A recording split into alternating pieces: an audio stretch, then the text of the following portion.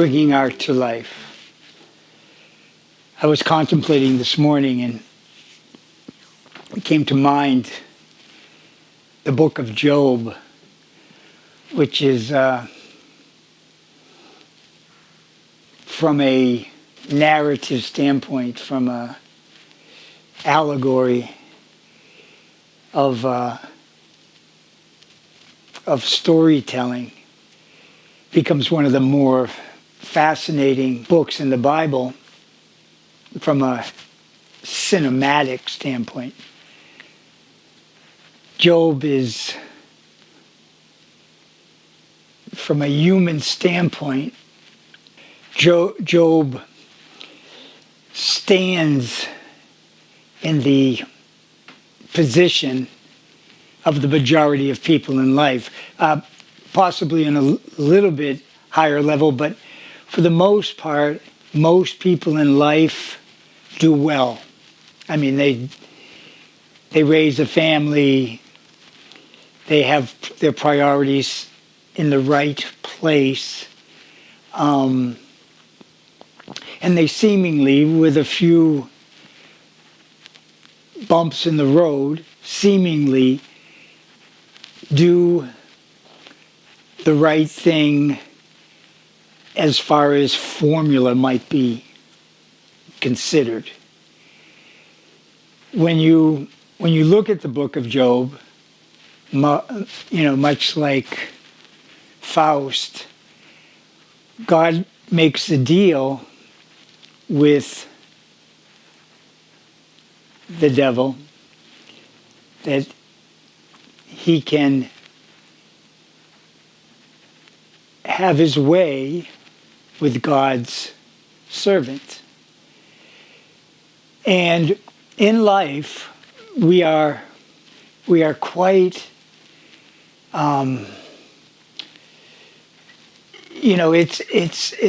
a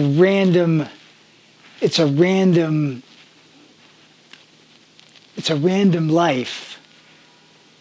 We don't quite know in life when a curveball is going to be thrown at us and how we're going to react to something is seemingly unfair. Unfair becomes a very interesting point of view. I spend a time with a lot of students and teaching, and you realize when you're young, you say I played by the rules and they cheated, or they are opposing my point of view. And as a coach or as a teacher, you have to find ways to help people neutralize their position and not take it to heart and somehow impose it back onto somebody else. When God's servant Job had the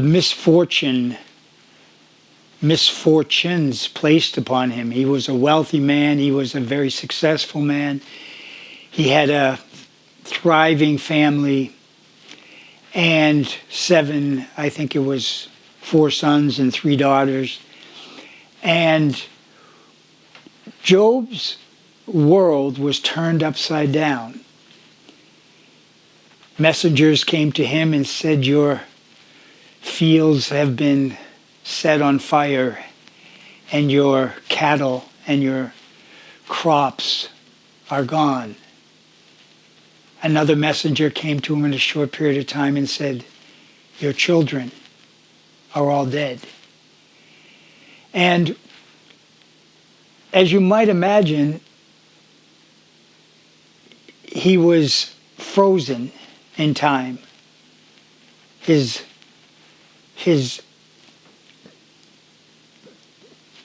person was set in despair. the wind was taken out of his body.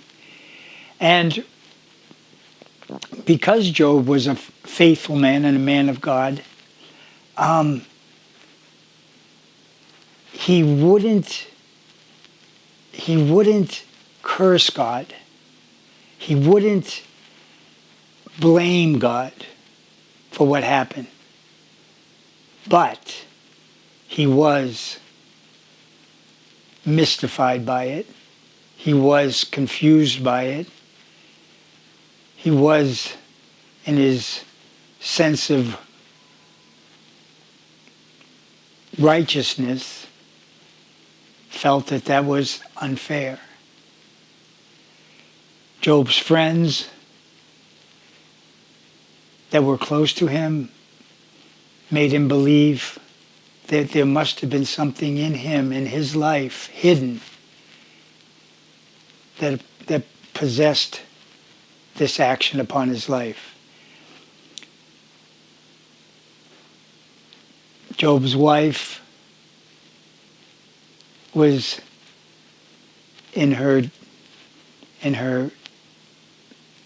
despair, as you can imagine, losing everything, losing her children, losing her, the strength of the man that she believed in, was not able to comprehend that. So in God's eyes, Job was later threatened with lesions on his body. And as the devil worked on him, he would try to take him to a point in his life where he would curse God. God said, "This is my servant, and I trust that whatever you do to him, he will remain faithful." Well, Job certainly did remain faithful to God, but he had disappointment. He questioned God. He questioned God's purpose. Why? Why would you do this to me? And as a good father, as a good coach, when eventually, towards the end of the story, God came down and confronted Job and admonished him, not as he wasn't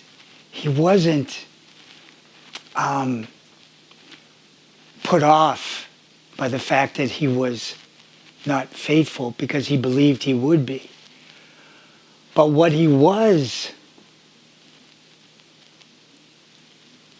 disappointed about was that Job would question his actions, or what God would allow to happen for whatever reason. And as we look at our own lives and we see the things that happen to us, and somehow what happens in God, will always talk about this, that he wants us to avoid the hardening of the heart. No matter what comes upon us in life, we must somehow resist the temptation to become bitter,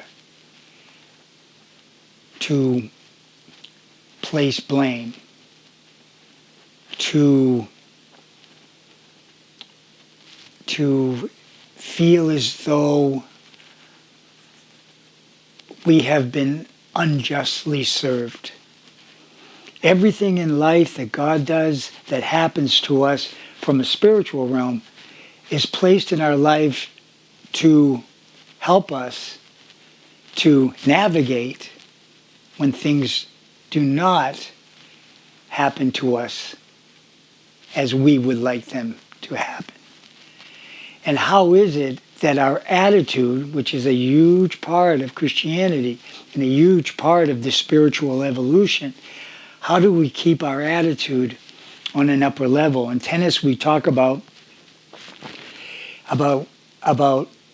remaining balanced in a match, and we place a tennis racket in front of a person and we say, listen, you can go on the downside and you can stay on the other side, but the key to your frame of mind is to maintain yourself in balance on the top, neither too low or too disappointed, or neither too high on the other side, too overconfident. So life is similar to that. And in Job's situation, and as the story goes, Job was rewarded back his life and his prosperity and his family. And God made good on his faithful servant. And oftentimes in life, that's similar with all of us. God will make good if we become repentant. In the end of the book of Job, Job repents.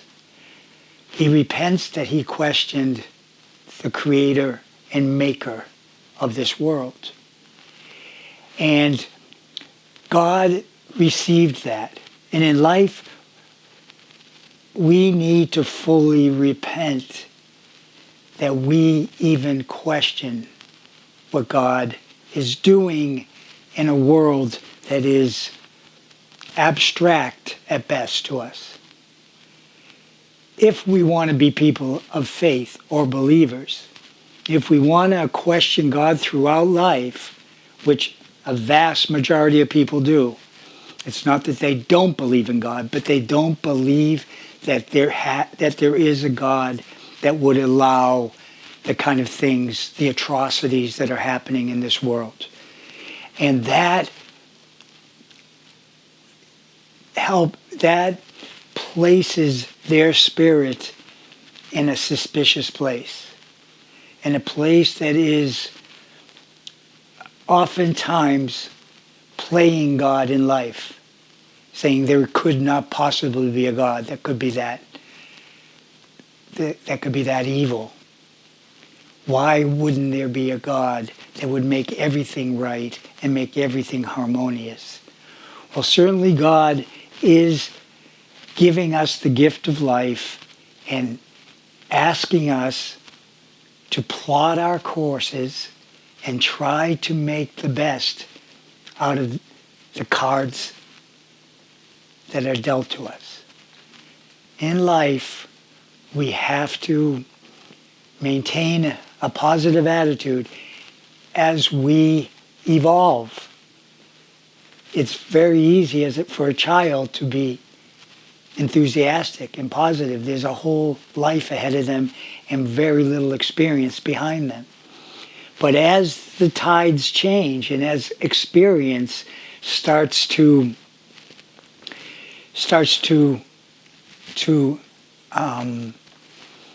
escalate in life, as we live more life and find ourselves towards the end of our course, we are weighing the experience against what we have left, seemingly. In the eternal concept of life, we have a everlasting life. We have a resurrected mentality that we're going forward into life believing that there's a life after death, that we're going to meet our Maker, that Christ is going to come back and take us all away. That's the way we live our life, with hope. That's the way we live our life, with a sense of integrity. And God asks us in life, through life, to manage our spirit, to keep ourselves on the top part of that racket, stay neutral, neither too hot or too cold. And in the sense, he will make good on his promises.